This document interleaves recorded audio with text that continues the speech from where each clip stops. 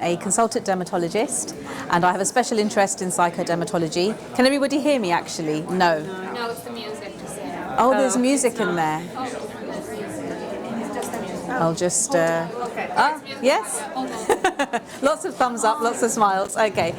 My name is Dr. Alia. Hi everyone, thanks for joining us. I'm a consultant dermatologist and I have a special interest in psychodermatology, which means that not only do I treat skin conditions, but I also look at it from a holistic aspect. So I will discuss people's skincare routine, their diet, their lifestyle, their stressors, and what else is happening in their life in order to provide a really comprehensive sort of detailed look into their skin. And I'm joined by Natalie O'Neill, who is a content creator and skincare enthusiast. And please say hello, Natalie. Hello. Yeah, thanks for coming. I'm really pleased to be here today with you to talk about sensitive skin, because that's what this whole event is about with Cetaphil. First thing that I'd like to ask is, does anybody feel like they have sensitive skin today? Or in general, because I definitely do, so most people. So hopefully you could tell us about what sensitive skin actually is and what are some of the signs to look out for sensitive skin. Absolutely, yes. So sensitive skin is really common, and actually I feel like it's becoming more common as time has gone on. I hear it at least every week in clinic. There will be a handful of people who will definitely say, I feel like my skin has become more sensitive.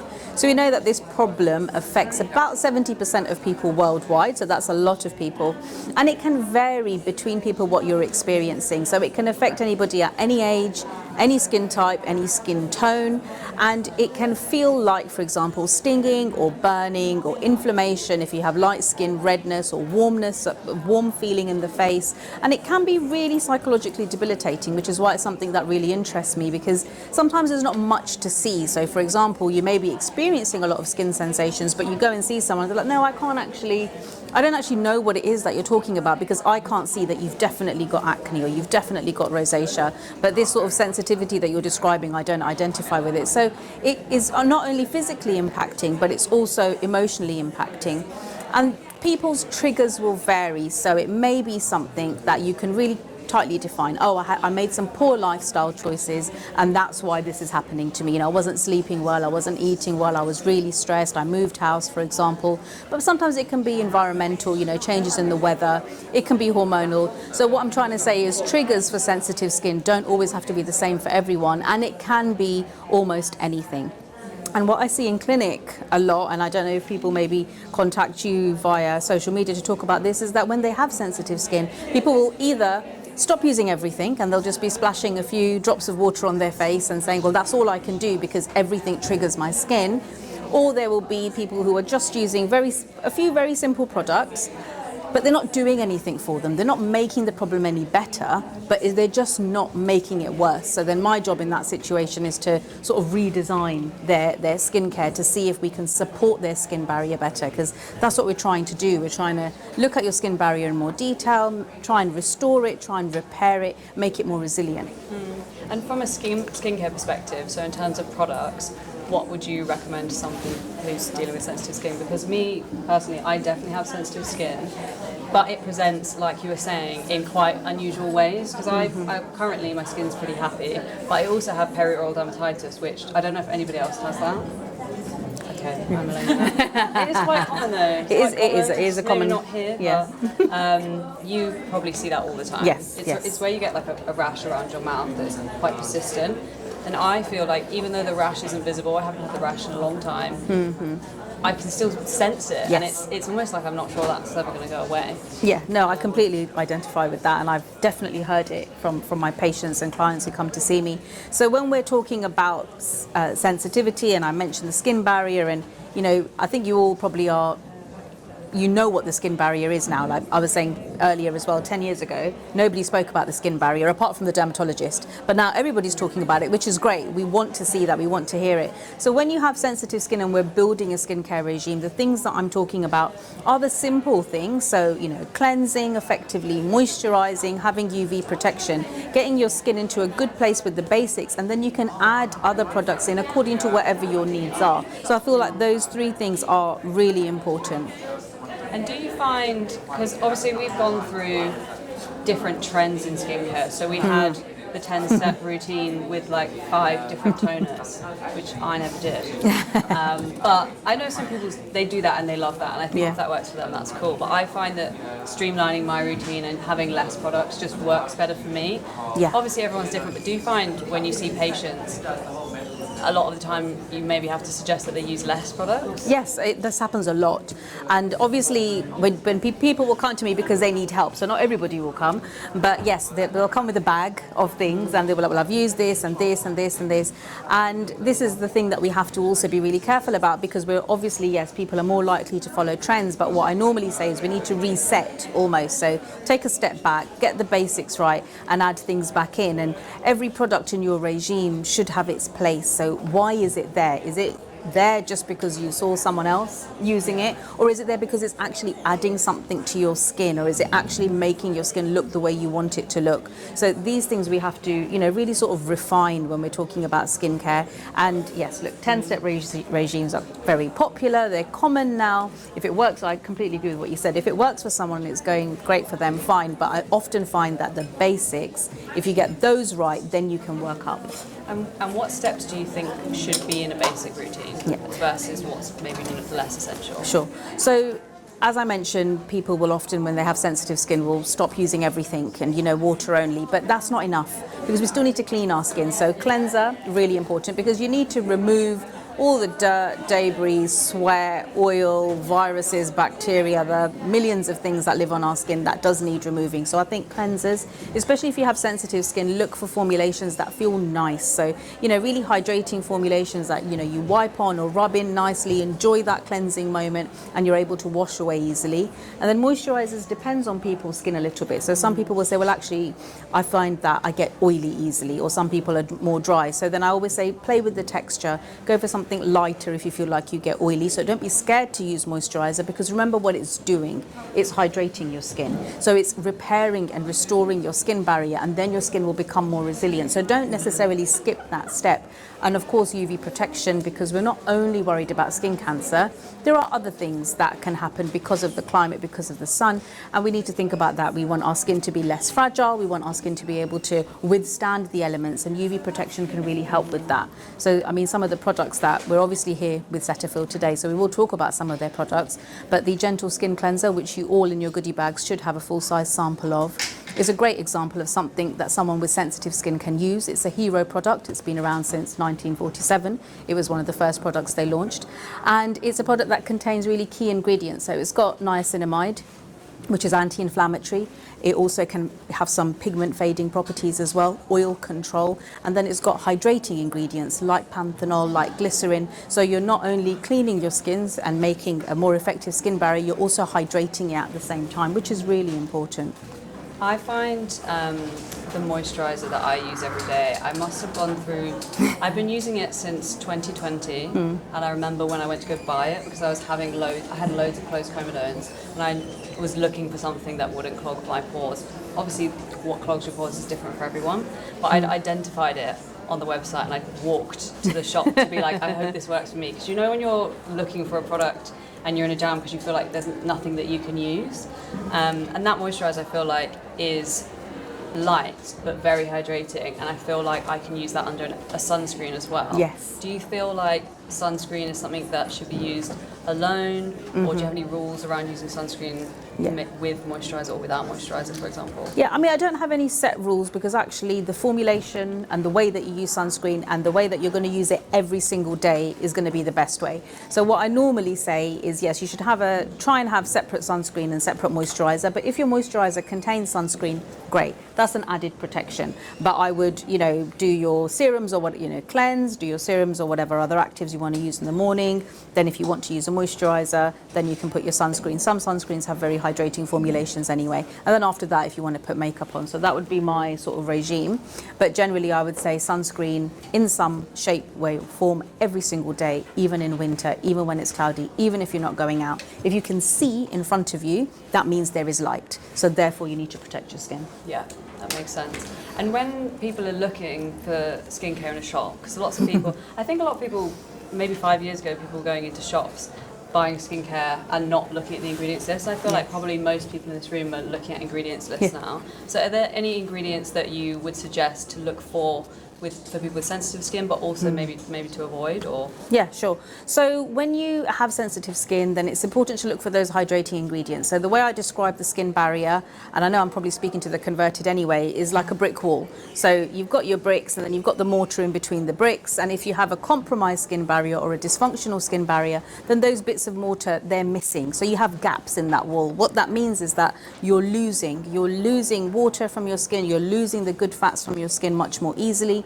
And everything on the outside is getting in much more easily. So somebody else's fragrance, because people will start to avoid things. Whatever environmental elements are around, they're getting in and they're irritating your skin. So replenishing that skin barrier, the best way to do that is with hydrating ingredients. So like panthenol, like glycerin. You also tend to have some level of inflammation when you have sensitive skin. So things like niacinamide can help to settle inflammation. And these are ingredients that are in the Cetaphil products. It's one of the sort of blend that they use. And this is what makes their products more tolerable for those people who have sensitive skin. Mm-hmm. Do you find yourself recommending a lot of cosmetic skincare to your patients? Because obviously you might write prescriptions, but they're wondering what to put on their face. Yes, oh yeah. And this is probably why I became much more interested in skincare, because when you're becoming a dermatologist, you're learning about the medicine of it. So I'm learning about skin diseases and how to treat them.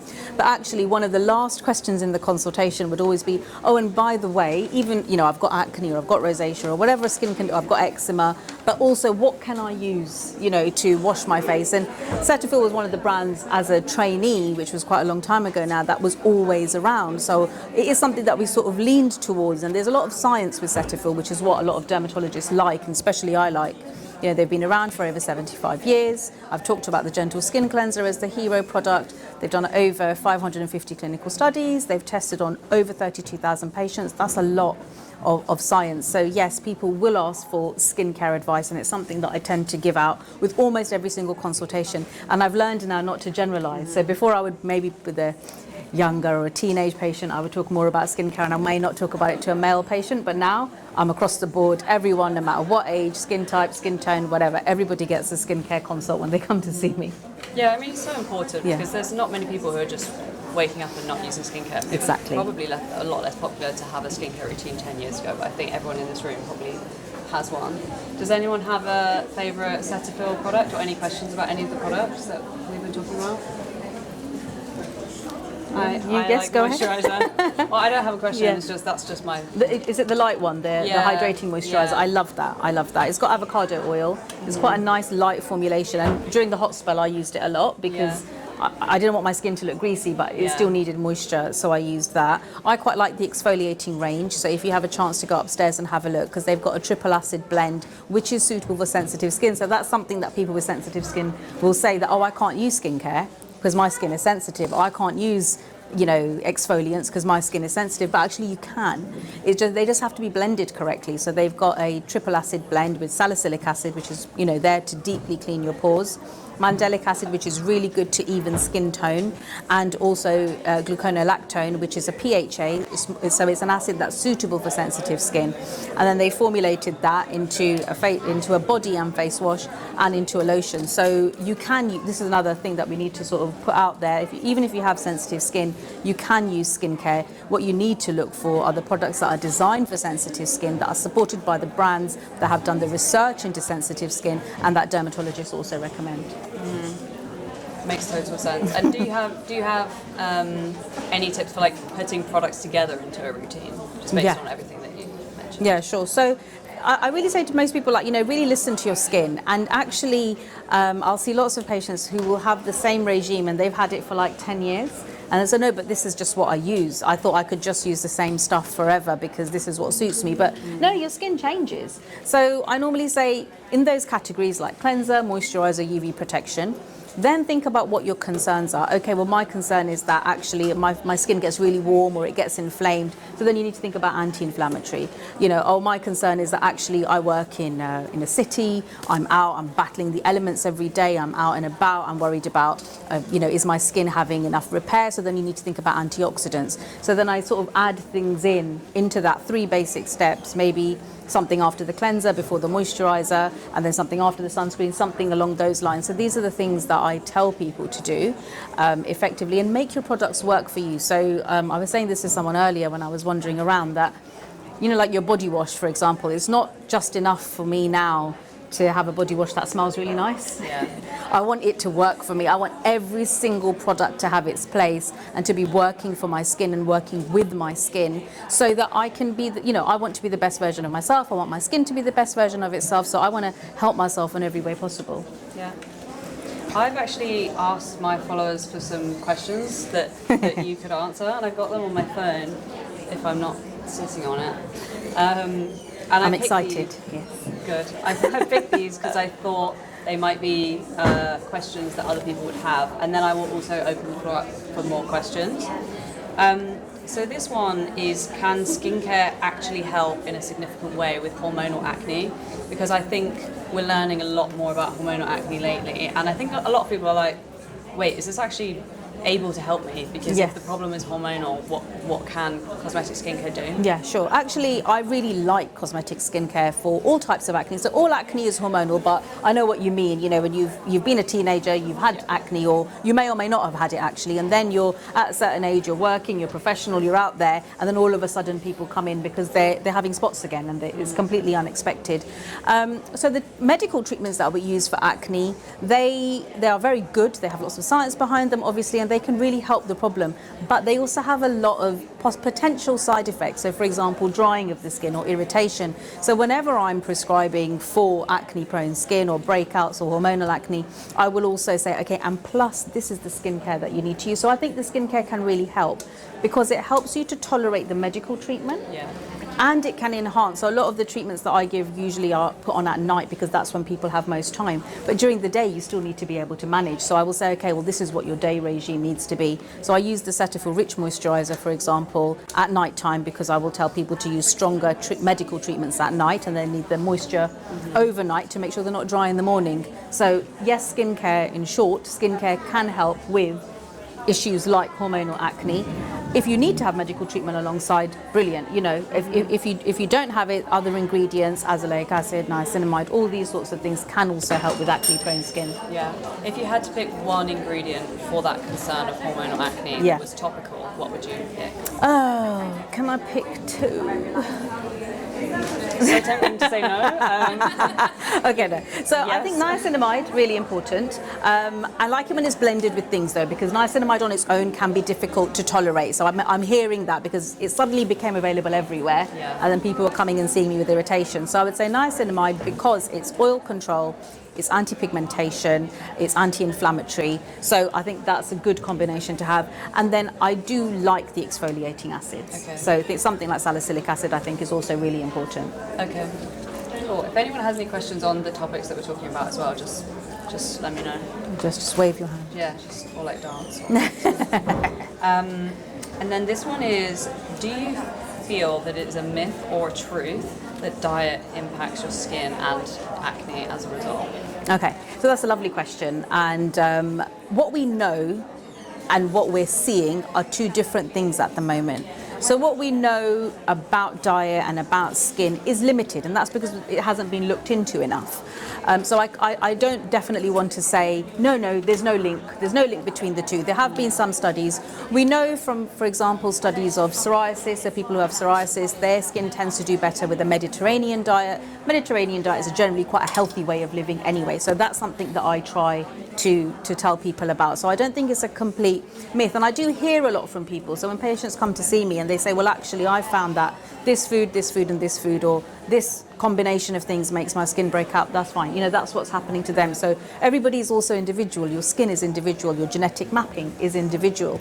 So I don't think it's a complete myth. I think that we can all do some basic things that might be helpful. So like I said, Mediterranean diet, vitamin D is a natural anti-inflammatory, omega-3 fatty acids, making sure that you have adequate hydration as well, so what you're putting into your body as well as what you're putting on. So I think everything has its place, and in my consultations I tend to talk about all of these things quite openly. Probiotics, for example, probiotic diet is quite good. You have to look after your gut bacteria, because we know from some studies that inflammation in the gut can translate onto the skin, so that's another thing to think about. But sometimes I think people get quite overwhelmed, because I never want to see someone who's cut out everything and is not enjoying anything about their diet or their lifestyle anymore. So what I will say is, you can try and experiment and cut things out. Do it one group at a time. If it's not working, reintroduce it. And I normally say about 3 weeks. So if something's not really helped in 3 weix, then reintroduce it, and then monitor and see if your skin gets worse when you reintroduce that food group. And it's a vicious cycle as well, because you're a psychodermatologist, yes, right? So it's all about we're going beyond just what the skin looks like, exactly, into how you think about your skin. And I know it's a slippery slope for people cutting out food groups. Yeah. You can end up leading quite a restrictive lifestyle, and then maybe you're stressed about that. Yes. And it's so multifactorial that all of that's going to happen. Absolutely. And the stress and skin link is so strong. We know from studies. So we know that when you're stressed, you release stress hormones, and they directly impact the skin. So they are pro-inflammatory, so you're more likely to aggravate or initiate inflammatory skin conditions. These things can affect the immune system in the skin, so stress affects the immune system, so your skin is less able to defend itself, drives allergic responses, it delays skin healing or wound healing, and it disrupts the skin barrier. And then it becomes exactly that, a vicious cycle. So you're already not feeling that great about your skin, and then you try some things that are not working, you get even more stressed about it, your skin's not getting better, but then the stress is driving the problem as well. So we talk a lot about this vicious cycle in my clinic. Yeah, it's very tiring. I'll do one more. I think that this is quite a good question. So someone's asking how to treat eczema and acne on their face, so two opposing conditions. Do you have any advice for that? Yes, so that's actually a really interesting one, and I do have people like this.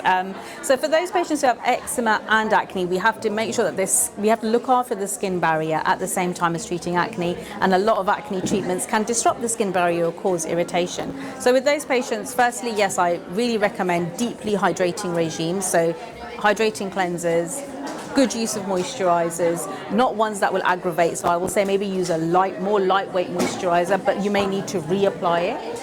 And then when we're treating their acne, we need to go for the anti-inflammatory ingredients. So niacinamide is actually quite good for that, because it's anti-inflammatory, but it's also rebuilding your skin barrier at the same time. So I usually use a combination of things, and of course medical treatments as well. So I will veer away from those treatments that irritate the skin barrier and go for those medical treatments that restore the skin barrier. But you can treat both at the same time. And what would be, I think that's probably all we've got time for. I'm going to ask a tip from you, and then I'm going to ask some questions if you guys have any questions. What would be your number one tip if you had to pick one for people with sensitive skin?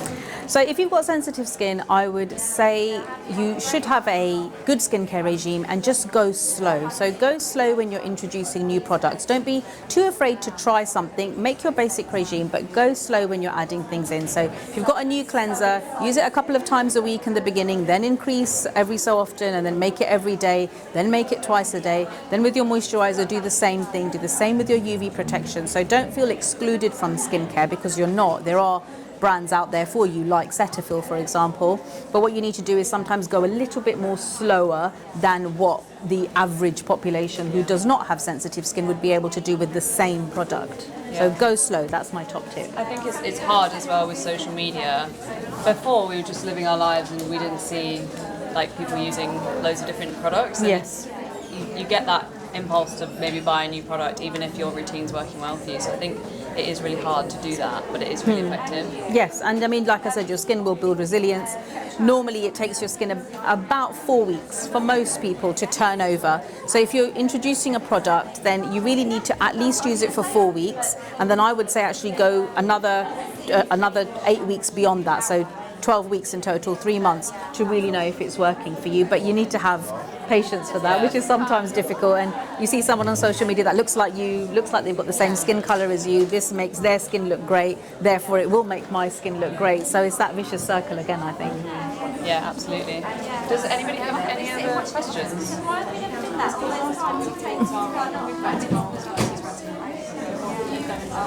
Yeah, so the retinoids is the umbrella group. It's a very nice active to use in your skincare regime because they're collagen promoting, but they also have other uses, especially in dermatology. As a medic, I will use it to treat acne, for example, treat acne scarring, treat pigmentation. There are different strengths. So the things that you buy over the counter usually are lower strength, but I think they're fine to start with because not everybody can tolerate, especially if you have sensitive skin, can tolerate a high level product immediately. So what I would say is it's fine to start with the low level products which contain the active that you want, and then you can slowly build up. The difference between them is the conversion. So when you buy something over the counter, for example, you put it onto your skin, and it needs to convert many times to become the active ingredient which your skin is going to benefit from. So when you get up to the higher grade retinoids, they need to convert less, so you get a more active ingredient. But some people's skin can't take that much active, so they have to start slow. So I never say that this is better than that. I always say, well, actually, if this is working for you, that's great. At some point you may become tolerant to it, so then you'll need to upgrade. So always be ready to upgrade on your products. Cool. Any more questions? A lot of questions. Oh yes, this lady in the middle. Yes, hello.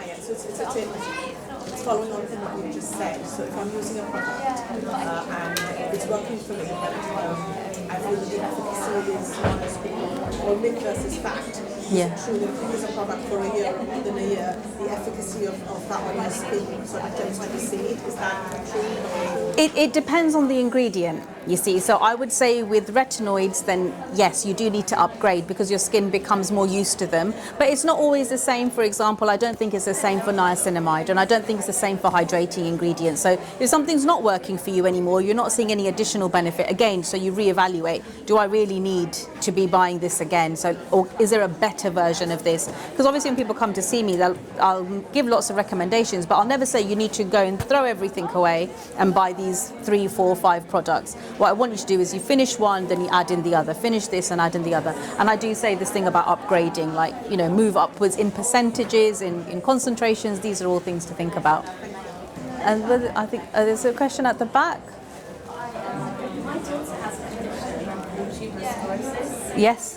She obviously has the tumours in her heart, kidneys, brain, and on her face. Sure. She's prescribed, is it serum? Yes. And Skinnerent. Yes. So we use the moisturiser and the cleanser. Fantastic. But her skin is so dry, obviously, with the products. Sure. Because it dries out. Yes. Is there another product we can use? So you're already using the gentle skin cleanser, And the moisturiser. and you use. Her skin is so dry with the serums. Yes, of course. Well, what I can do is I can come and have a chat with you at the end, because then we'll make it a bit more personal to you, if that's all right. Yes, no problem. And there was a question here. Go ahead.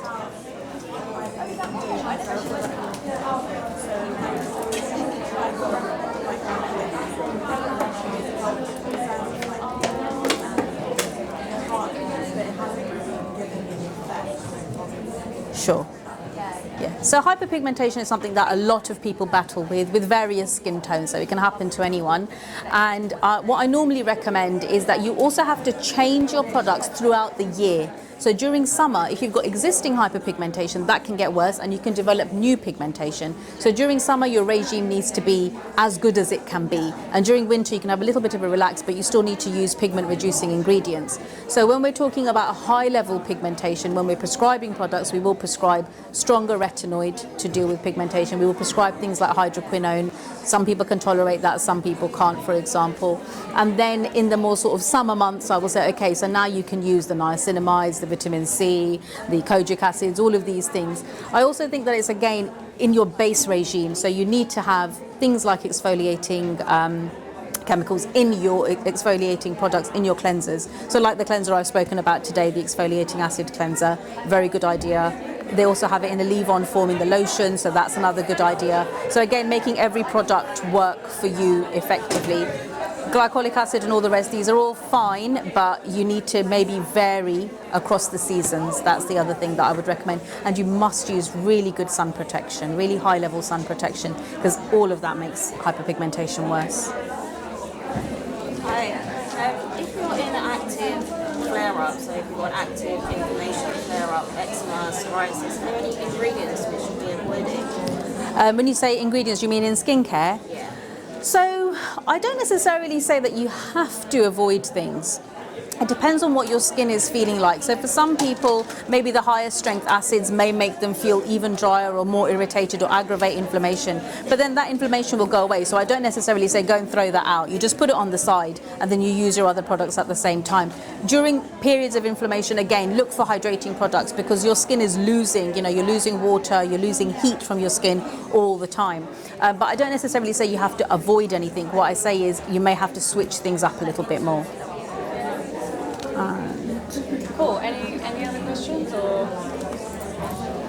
Brilliant. Amazing. Thank you so much for being so engaged. We love the questions, and I'm around for a while. Yeah. So you can come up and ask me. I'll come and have a chat with a few people that I've spoken to. But we really appreciate your attention today, and we hope you enjoy the rest of the event. Thanks so much. Thank for you. coming. Thank you.